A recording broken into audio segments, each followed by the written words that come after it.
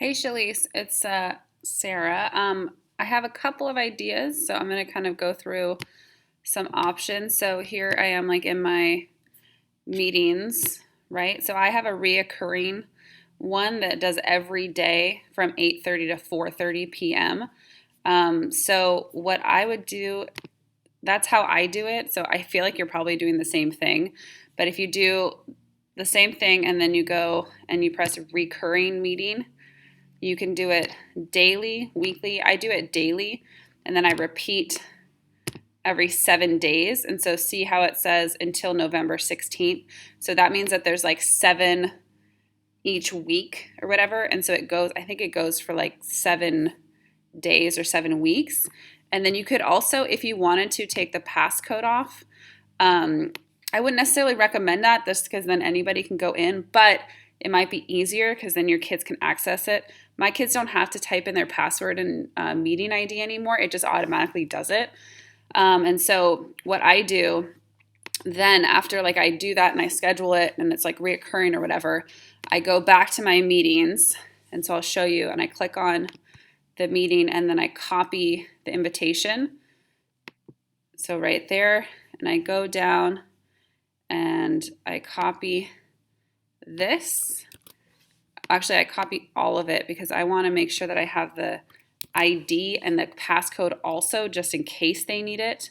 And then I go to my Google Classroom and I post it up there on, I do one a week, but it's the same exact code and the same exact link. So here's, mine looks like this. I have it by week.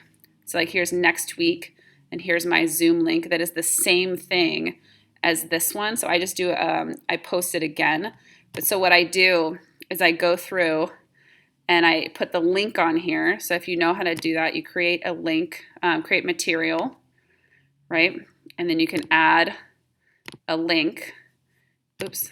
So if I put the link here, I just copy and paste, add the link, and then that has the link, and then I leave the meeting ID and the passcode in the post because just in case they need it, it's right there in front of them. And then let's say you want to reuse that post again. What you can do is just go through create, reuse post, and then it's going to take me to all of these different things I've done the last couple weeks. So you could just click, let's see, this is from last week's. I can click that and reuse it and say reuse, and then it'll come right up on my Google Classroom again, and I can just reuse that if I want to. So those are my suggestions. I'm not quite sure why they're not getting the link. Maybe just really making sure you're copying and pasting the link correctly, and try it. What I do a lot of the times is I'll post something and then I'll take a kid Chromebook or I'll sign into their account on their Google email, which we have access to all of it, and I'll see if they can get to it from when I sign into their computer. You could do that also to double check.